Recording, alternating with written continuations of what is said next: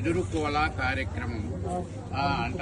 ఈ ఎదురుకోల అంటే ఇది సాంప్రదాయం కాదు, ఆనందమైనటువంటి జనావళి ఆనందించడానికి ప్రత్యక్షంగా బయట స్వామిని చూడడానికి అమ్మవారిని గుడి లోపలికి వెళ్లి చూడాలి కదా. ఈ రోజు మాత్రమే బయటకు వచ్చారంటే అది మీకు కూడా మహద్భాగ్యము, మాకు కూడా మహద్భాగ్యము. కాబట్టి ముందు అయ్యగారు భావనారాయణ స్వామికి ఎలా చెప్పుకోవాలంటే ఆయనకు వచ్చినటువంటి ధర్మపత్ని అయినటువంటి భద్రావతి దేవి ఆయన చేసుకోవటం ఆయన అదృష్టంగా భావించాలి మనం. ఎలా అంటే ఆయన పుత్రకామేష్టియాగ ఫల రూపంలో వచ్చినటువంటి ఋషి ఆయన. ఆ తర్వాత భగవద్నామస్మరణైనటువంటి వాడు.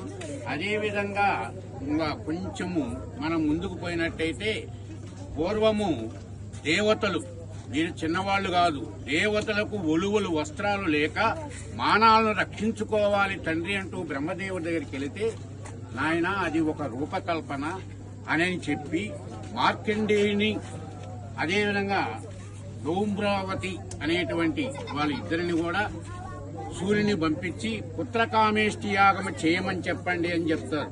ఈ పుత్రకామేష్టి యాగం అనేటువంటి సంకల్పించి చేసినప్పుడు ఆయన ఏదో మానవ గర్భాన జన్మించి రాల.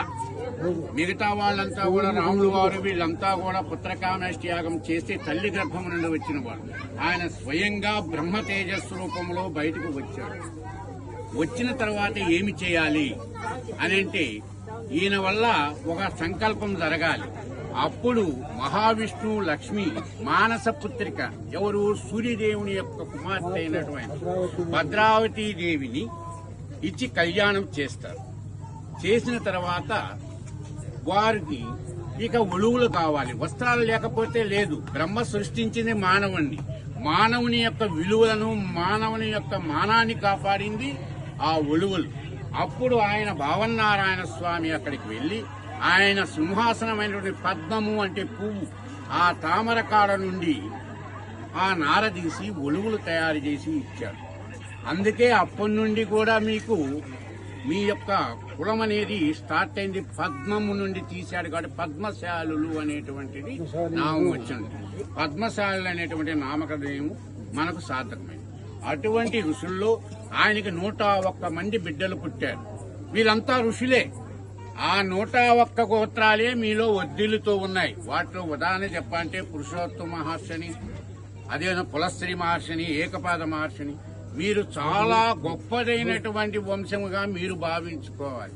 మీలో జన్మించిన వాళ్ళు ఒక్కరిలో కూడా ప్రతి ఒక్కరికి బ్రహ్మ తేజస్సు ఉంటుంది. అది అర్థం చేసుకుని నుదుట ధారణ కుంకుమ అనేది చేస్తే మనం మిమ్మల్ని చూడంగానే ఏమనిపిస్తుంది చేసా ఆధ్యాత్మిక భావన ఏర్పడుతుంది. అది అయితే ఈ రోజు వచ్చే కుర్రవాళ్ళంతా కూడా మరి ఎట్లా ఉన్నారో తెలియదు కానీ కొంచెం కుంకుమ నుదురు ధారణ చేసుకోండి. మీరు తక్కువ చేసుకోవాల్సిన అవసరం లే. మాకన్నా శ్రేష్ఠులు చెప్పాలంటే కూడా దాని విషయంలో అటువంటి ఆయన అక్కడి నుంచి వచ్చారు కాబట్టి ఆయన్నే 3 అడుగులు వేయిద్దాం. కాబట్టి కానీ మీకు లక్ష్మీదేవి అత్తవారిల్లు, పద్మశాలకు బాగా గుర్తుపెట్టుకోండి, అత్తవారిల్లు లక్ష్మీదేవి ఇల్లు కాబట్టి లక్ష్మీదేవి ఇంటికి ఆయన రావడం గొప్ప కాబట్టి 3 అడుగులు వేయండి. నేను ఓం శన్నో మిత్రశ్యం వరుణః శన్నో భవతు